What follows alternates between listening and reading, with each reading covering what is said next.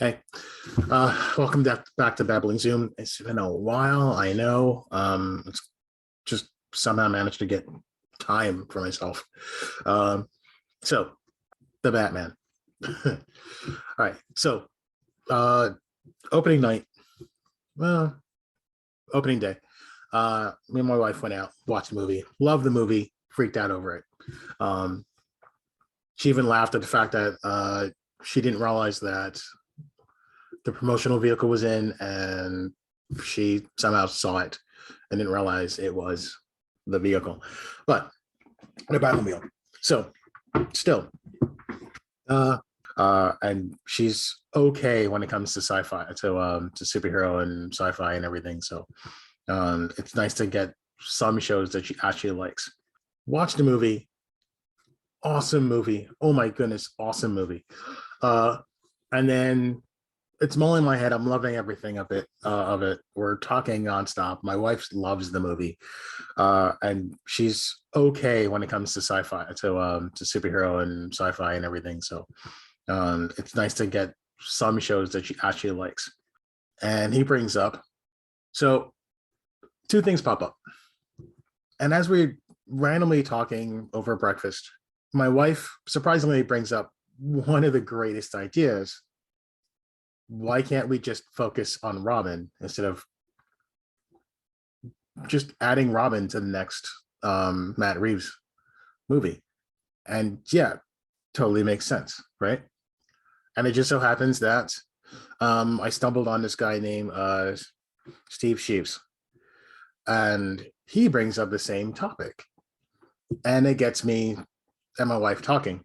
My brain starts rattling, and I realize the best way of approaching it is how Matt ended up doing it himself, where he kind of just took together a bunch of older film noir, not film noir, older 70s detectives stories, and kind of cobbled together into like one awesome story, kind of just using as a framework. And I'm thinking, if you were going to center a story around Dick Grayson in a Batman movie, how would you do it? Uh, Making it more of a Batman movie. And it hits me, oh my goodness, she's right. That totally makes sense. So I started thinking, what if it was more like The Professional?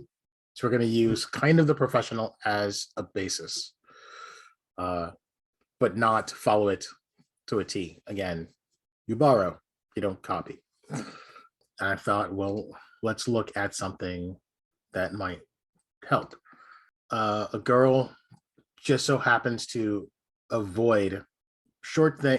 For those who haven't seen this movie, first go to it. Just watch it. It's awesome.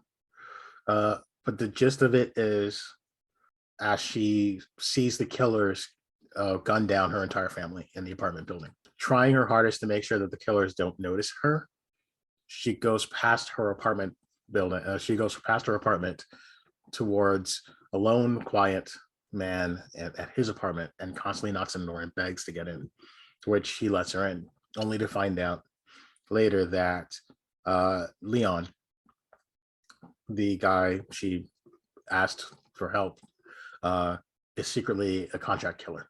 Being a victim, this kind of helps with a nice setup of like the grittiness of it, right? To help out. I'm gonna try and be fast on this one because I still have work to do later. And the rest of the story kind of goes through their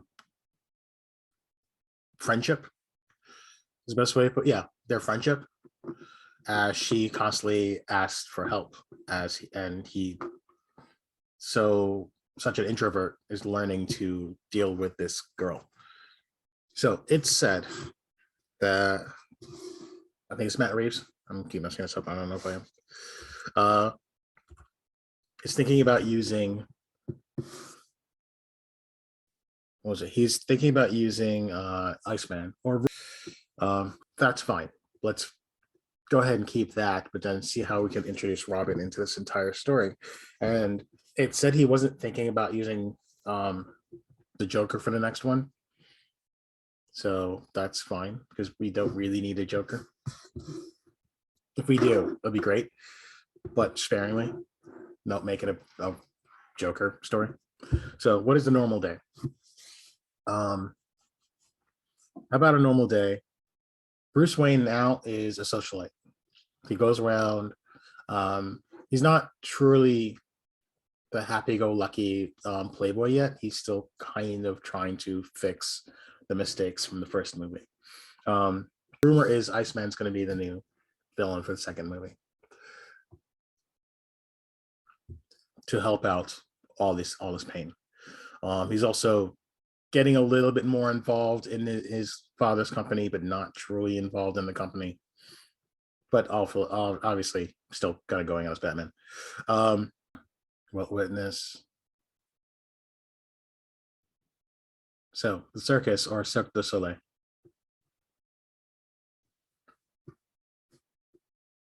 Something close to like Cirque du Soleil or circus or something comes in to town. And we were kind of promoting this jovial, an attempt to be jovial in Gotham. So the circus comes to town, introducing the Graysons. In a way, our normal day of Gotham is just the fact that everything's looking a little brighter. It's still dark, it's still wrong, still seedy. But Bruce is slowly trying to fix problems. He knows he hasn't fixed the orphanage. He's put money into a foster program. Again, think more Cirque du Soleil, maybe more acrobatics and stuff.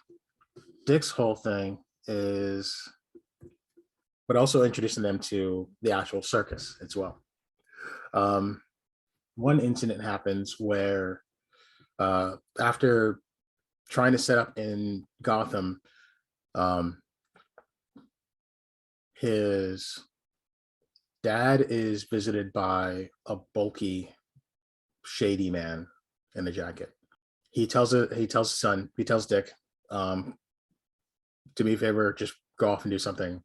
But really nice. He's like really, really nice about it. Oh, can you get something? I forgot something here, blah, blah, blah. His dad is very happy, very nice, very compassionate. Well, his family is. Even though sometimes in the shadows he seems kind of shady, and everyone in the circus itself, or a small portion of the people in the circus, are kind of shady as well. A little raised voices, but more in like the friendly side, not angry side. And he also notices that his dad hands his guy some money or something, a parcel. And he runs off. When he comes back, he notices dad and this guy this bulky guy in this coat. His friend departs.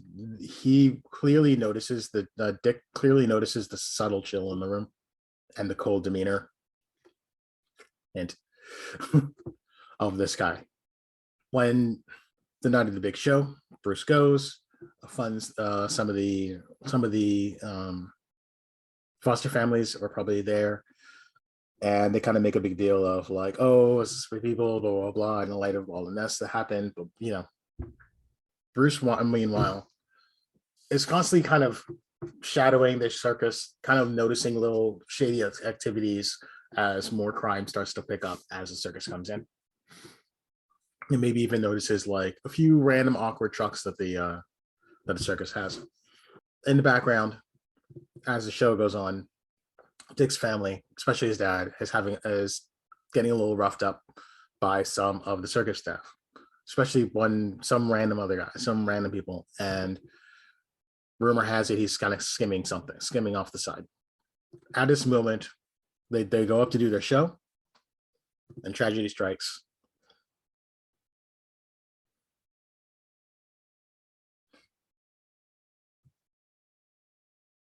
As the Graysons die. Dick is the only one there, freaking out. Well, imagine everything kind of goes mute. He doesn't know how to feel. His wife asks if there's any problem. He's like, "No worry, don't worry about it. We got this. We'll be out of here sooner or later. Don't worry about it." The thick overcoat, the shady guy, as he goes away. Bruce Wayne is in the crowd, kind of trying to understand it too. For Bruce, he instantly goes Batman mentally and scans the room and pays attention to everything. Uh, but with so much chaos and everything, he only has like certain glimpses, and he also notices the big. Uh, he notices, well, both Dick and him and Bruce notice. Yeah, it's a blur of chaos. The GCPD shows up, starts scanning the entire area, start noticing that maybe a rope was cut or rope was iced over or something random like that. Some evidence maybe there that shows some form of cold or something, nitroglycerin or something. Very slowly, everything's kind of being pushed off. You know, the cops are doing their thing. Maybe Batman shows up for a second to scan the area. Dick is raced off, is taken away, and from here we actually follow the story of Dick Grayson going through the foster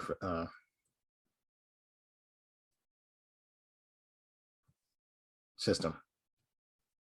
It's a blur of chaos. Maybe it's kind of like a little thing like that. He's rushed the system. He's given a nice home. The circus is being investigated. The circus gets shut down for a bit for inspection. So they're kind of grounded in Gotham. All the while, you're kind of getting a montage of him going through the foster system. You know, dealing with the police reports, dealing with the questions and questions.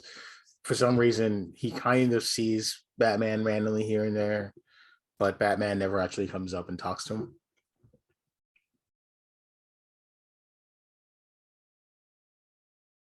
And we take that same element from the first movie, but we now apply it to Dick.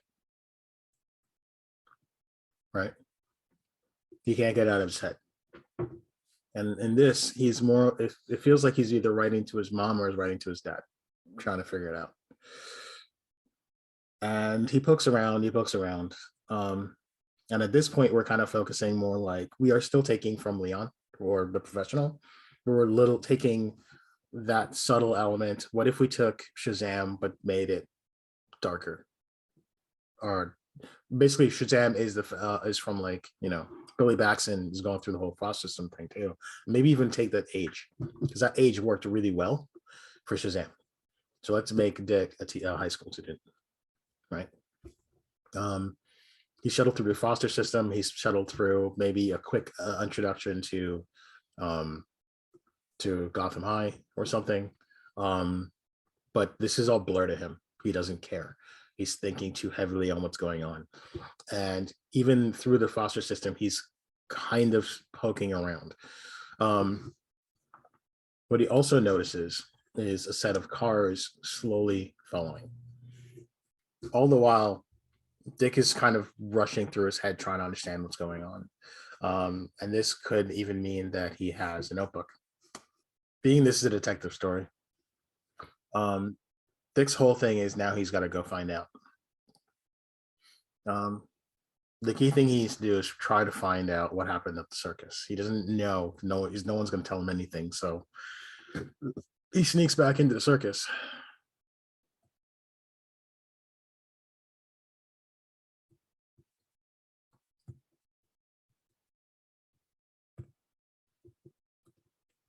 I'm making this up, by the way, so I'm just gonna ramble.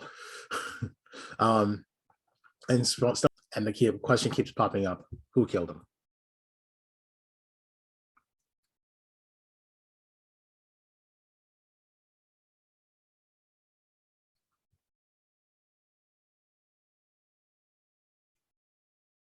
Now, what's interesting about this is the fact that Dick is a little older than Bruce Wayne when his parents died in this, so he has more gumption to go and do something now, as opposed to, and he doesn't have Alfred. He doesn't have an Alfred figure.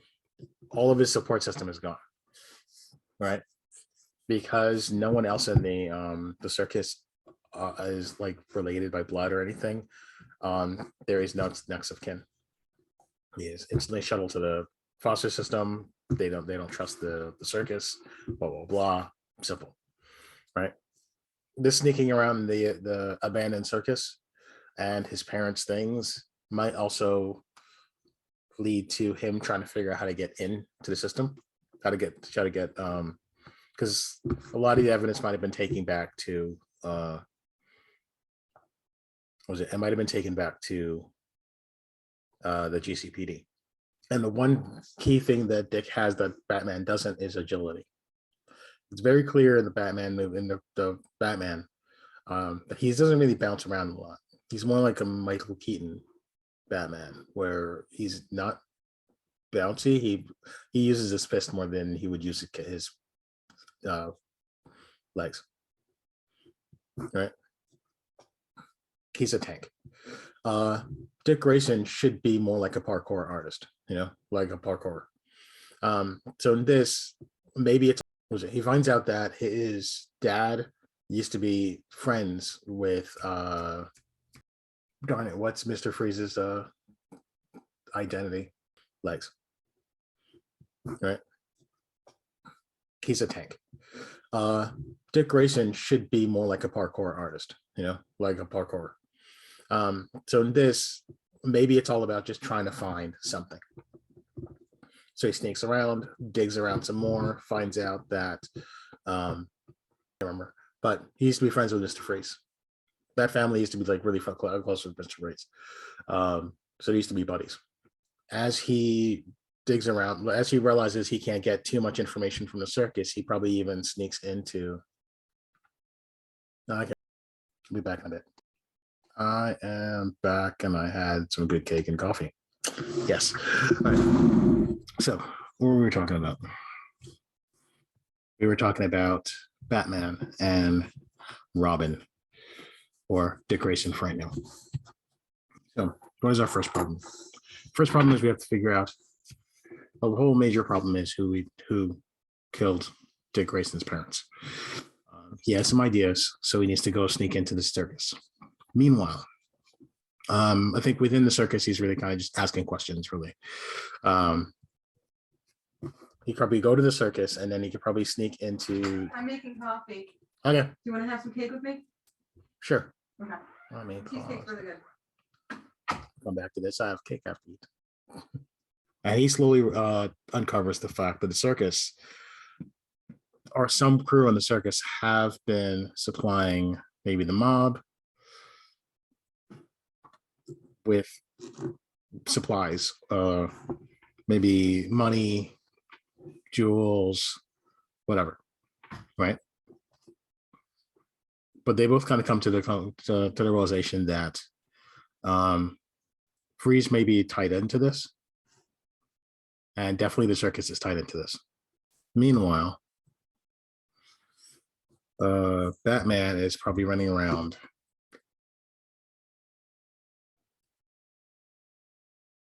following up a lead on the crew that's going around in the circus. Dick, knowing that he's being followed, fixes that problem.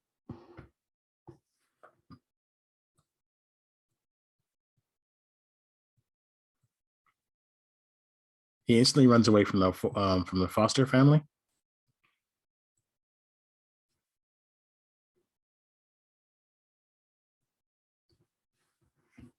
And then uses this time to snoop some more. In a way, now that he knows he's being followed by the mob, he starts finding a way of following the mob too.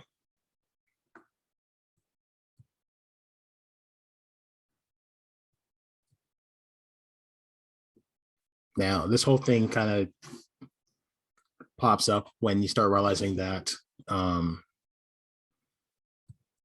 Batman starts noticing that the kid's missing and feels that maybe even this is part of it. He's probably part of it.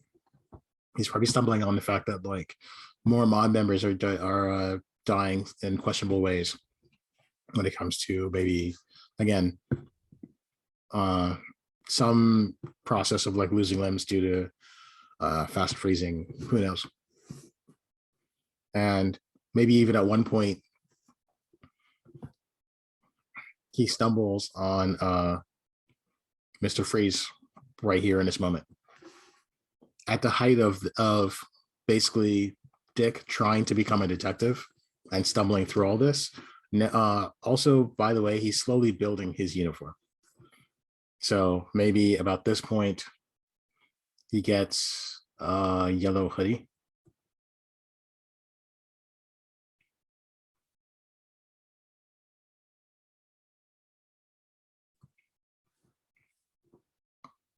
When he goes on the run,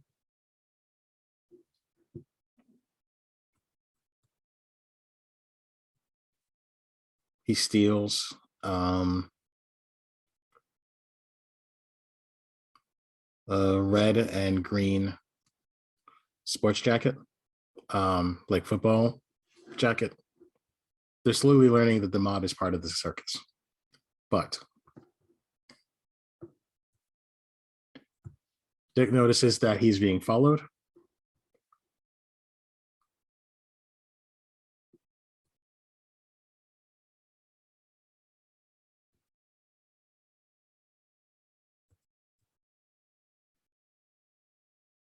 Or he notices he's being really looked at a lot because probably someone started thinking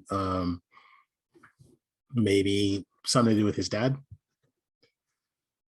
And Batman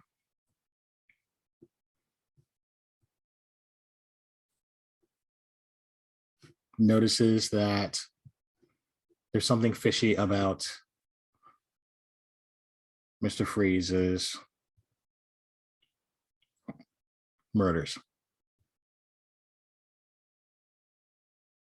If Mr. Freeze is murdering people. He also notices that the kid has been doing a lot of things. Batman starts following leads to Freeze, and also is hearing that Dick Grayson is vanished. This comes ahead when I'd say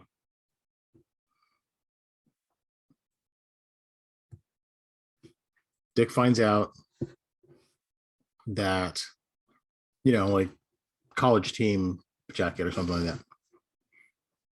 So the yellow hoodie covers the whole, like, because he's not going to be running around with the cape right now. So the yellow hoodie kind of like throws in the whole cape-ish type of thing. And the jacket will do the whole like chest red, green sleeves as Robin. He'll also probably be walking around with either short green camo pants or something, and high boots or something. Who knows? So he's slowly building his uniform without any help. So he finds out that he finds out the mob's been following him, so he starts following the mob because he's now questioning why they're bugging him. Freeze goes, they don't realize why these two people are together.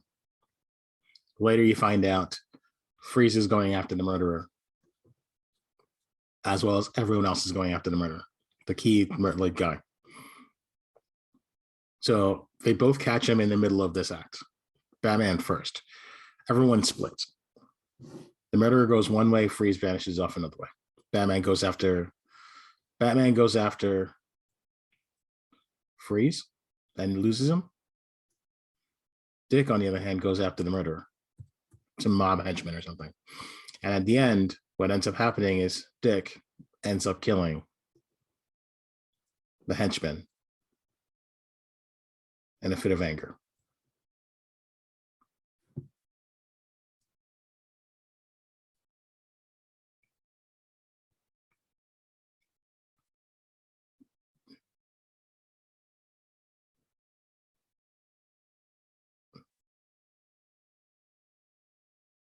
Now let's get the sob moment.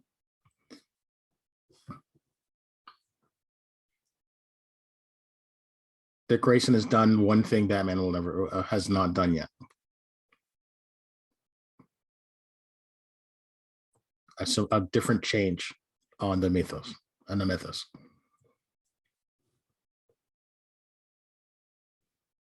What if Dick Grayson killed someone? He went too far. He hasn't even robbed him yet, and he goes too far. And he realizes the instant regret when he's done it to the murderer. Somewhere in here, the murderer actually confesses on the fact that, yeah, he did it at the request of blank, right?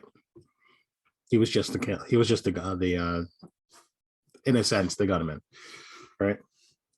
Well, he finds the man who actually murdered his parents. At the exact same time, he also finds the guy who murdered the parents.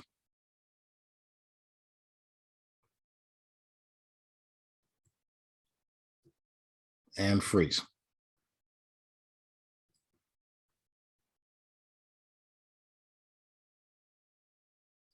Batman also finds this. Maybe in a crazy chase. Not realizing what's going on. I feel like drawing this out. Batman actually comforts a crying Dick Grayson.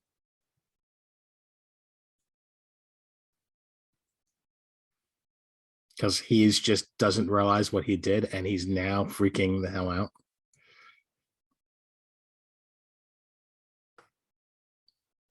And in this one moment, he's finally got some comfort.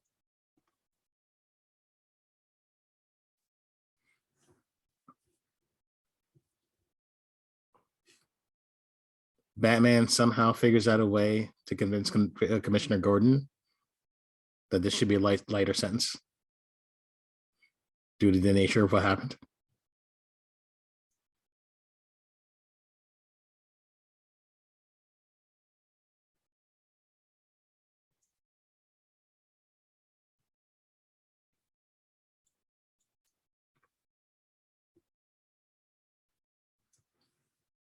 And the actual process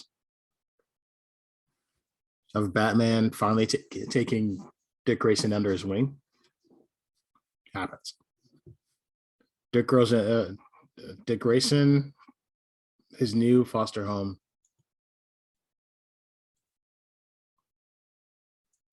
and eventually home, will be in the Wayne Manor. In this sad moment, a series of events starts happening. At this time, as they're slowly trying to figure out what's going on, Dick finds out, or Bruce Wayne explains that he's actually Batman.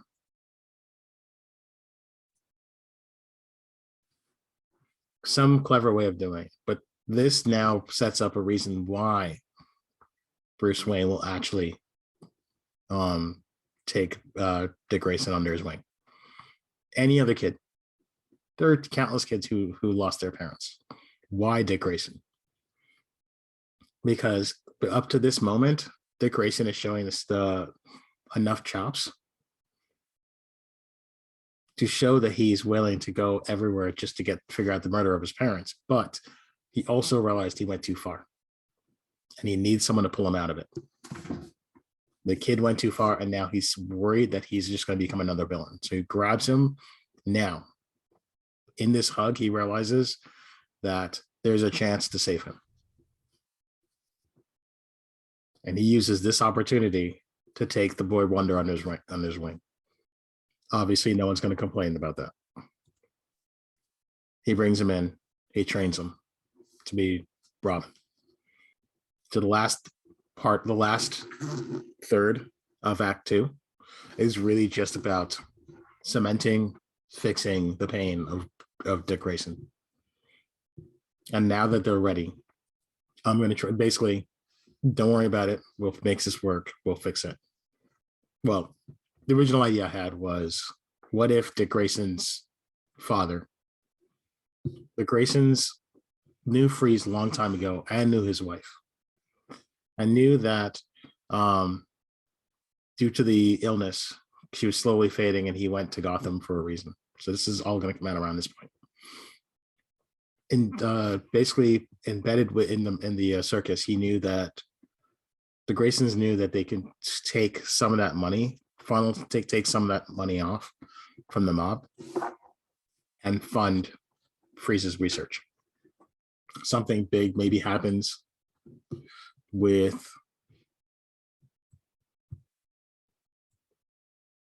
Freeze and the mob.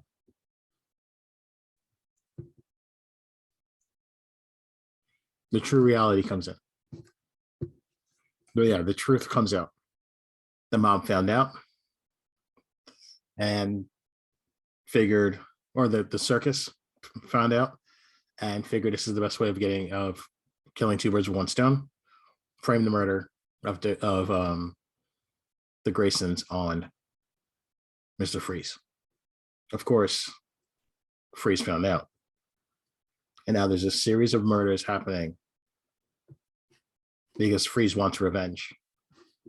That's really what it was. They were skimming money off the top. Not really part of the deal, but like they're not really part of the organization, but they know the organization. Everyone's scared of it. But they've been skimming the money off the top and then slowly funding Freeze's research.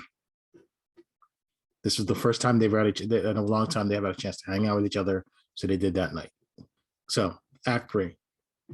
Let's say Act 3's whole bit is so now you have the mob finding and knowing that Freeze is part of the problem, and Freeze going on a rampage, killing everyone. This is what's going on. Go after the mob first.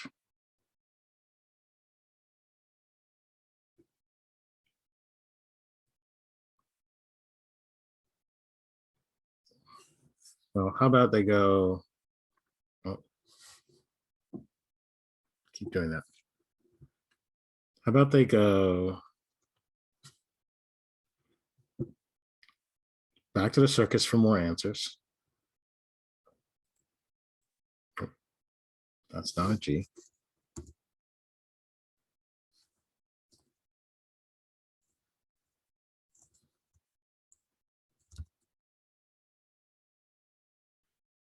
Then to the mob,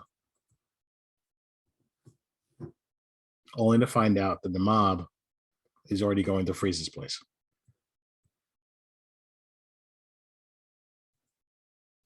To take out Freeze's wife.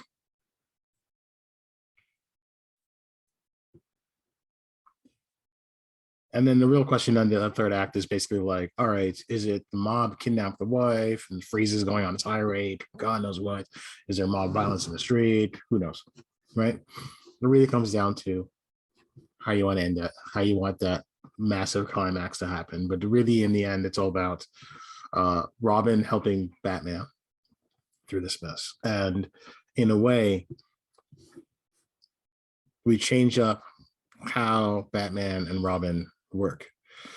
We've already established in the first movie, if you haven't seen the first movie, sorry.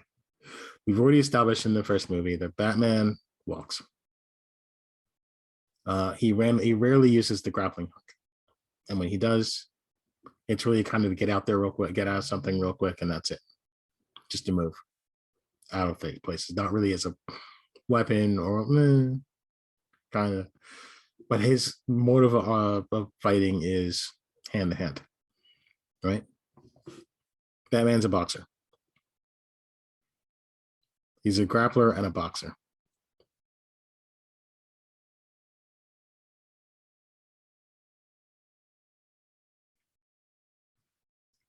Here's my bad Batman right now.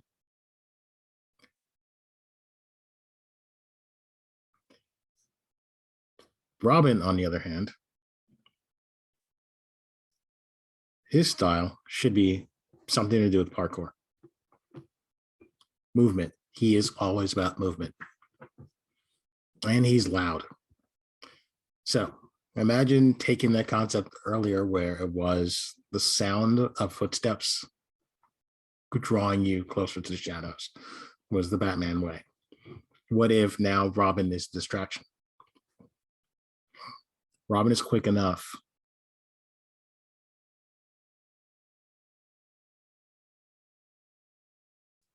to get into the situation.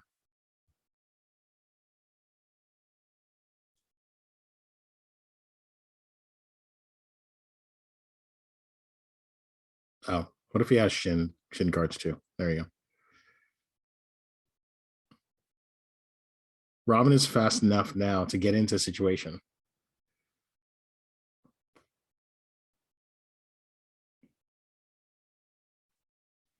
And distract people from the fact that Batman's coming.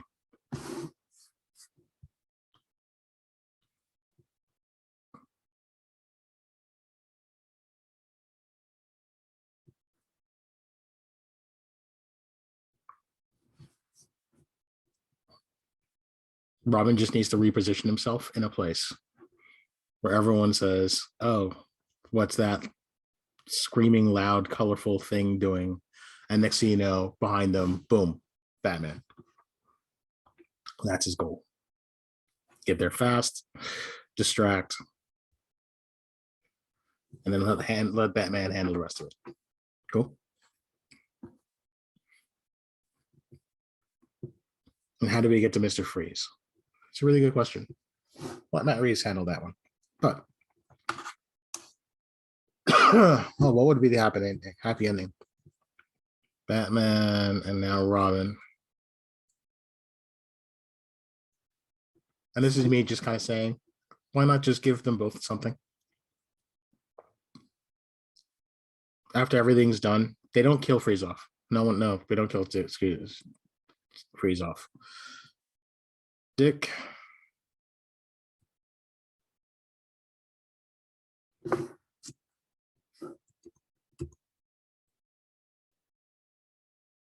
Visits Freeze in the pen. And just talks.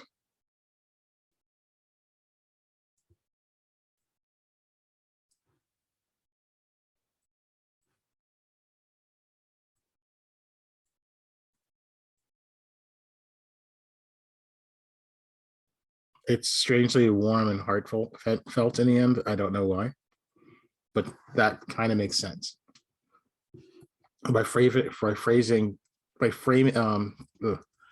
setting Freeze up as a family friend that Dick doesn't even know about or rarely is known. Now it's a moment for Dick Grayson to talk to someone about grief. On top of Batman. He's got Batman. Fine. But this is a way for Dick Grayson to also talk to someone who knows his family, his side. Batman knows the grief. Freeze knows his family and what they could have been, what they were. You know? He's had his families cut short. Basically, it's kind of like Batman always had Alfred to make him realize how good his parents were. Dick Grayson has no one. So what if Freeze was that? I'm not saying to turn Freeze into Alfred or anything, but I'm just saying, what if in the end, after going through so much grief and all this stuff, he just learns to understand his mom and his father, right? Through one guy who shared that grief of losing a friend.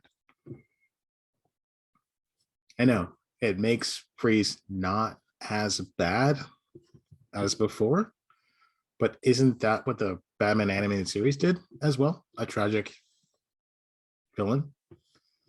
I know we don't talk about who or how his wife ended up with the disease or anything, but I mean, this is still Freeze, you know, in the end.